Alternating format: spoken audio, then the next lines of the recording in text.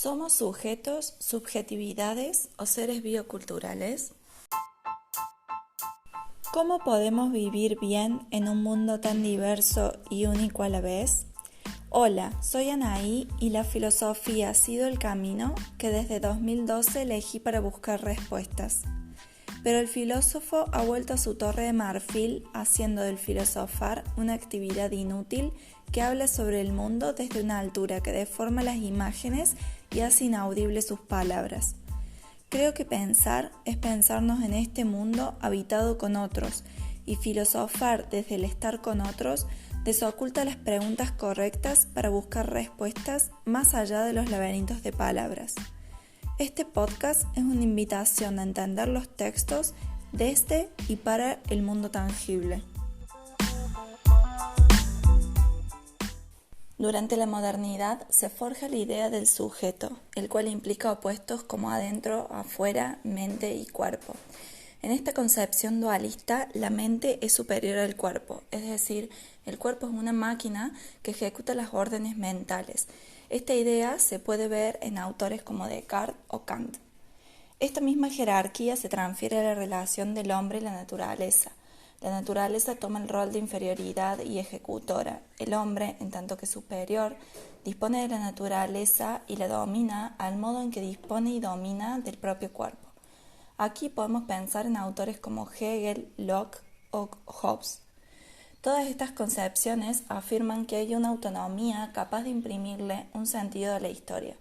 El hombre puede dominar porque no está a la par de otros seres. Luego, en el siglo XIX y XX, surge lo que se llama la crisis del sujeto, con los maestros de la sospecha que son Nietzsche, Marx y Freud. Se pone en tela de juicio el dominio y superioridad del hombre. Estos maestros de la sospecha cuestionaban el dominio de la razón, pues con el inconsciente nuestra razón muestra atisbos de imprevisibilidad. Surge la idea de que no nos conocemos totalmente a nosotros mismos y la razón ya no es absoluta. Además, con Marx, el sujeto se ve enmarañado en el entorno social. El sujeto ya no se hace a sí mismo, sino que es afectado por las condiciones de clase, es decir, por la sociedad, por el entorno.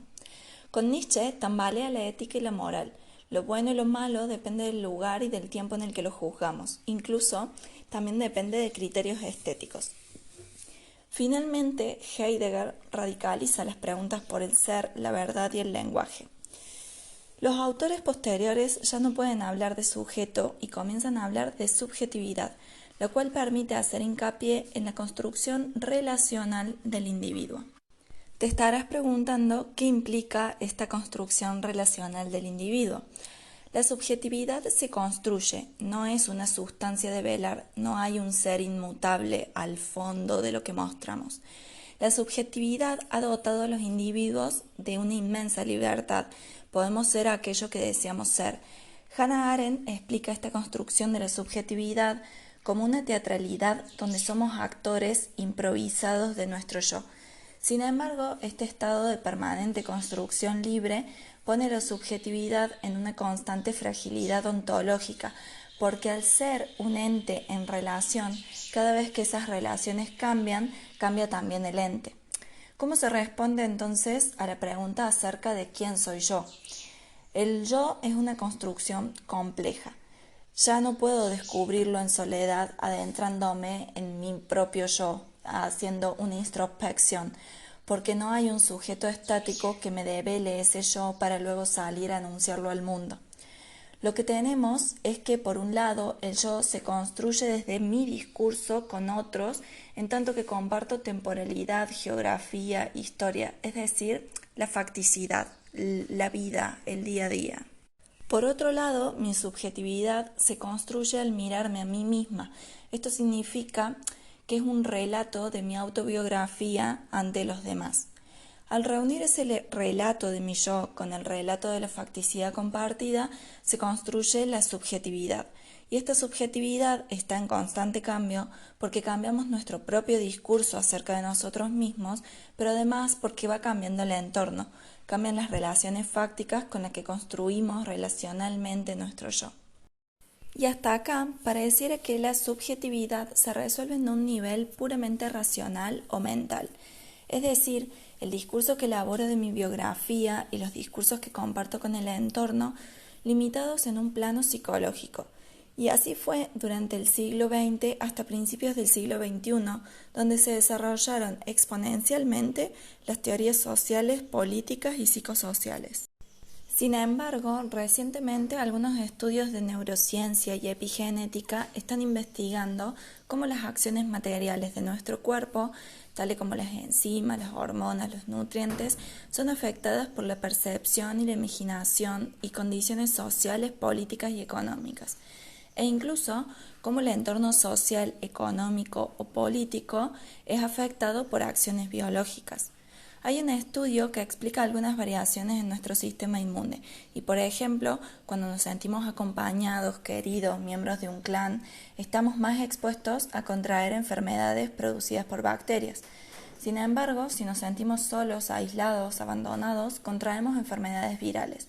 Entonces, según cómo nos sentimos, y repito, según cómo nos sentimos, solos o acompañados, nuestro sistema inmune se fortalece para responder a virus o bacterias. Es decir, el sistema inmune se adecúa a una percepción que no necesariamente va a coincidir con la realidad. Entender esta nueva relación del entorno y las personas dispara nuevos interrogantes filosóficos en torno a la construcción de una subjetividad. Estos interrogantes podés encontrarlos en el curso El ser humano como ser biocultural, las implicancias biopolíticas de las ciencias de la vida, que podés encontrar en Instagram. A finales del siglo XX se comenzó a forjar la noción de subjetividad, pero se pensaba principalmente desde el espacio social y de las humanidades.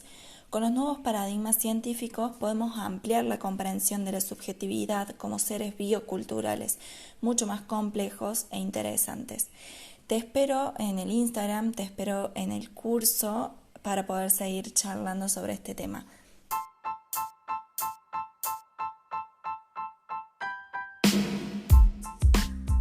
Muchas gracias por llegar hasta acá.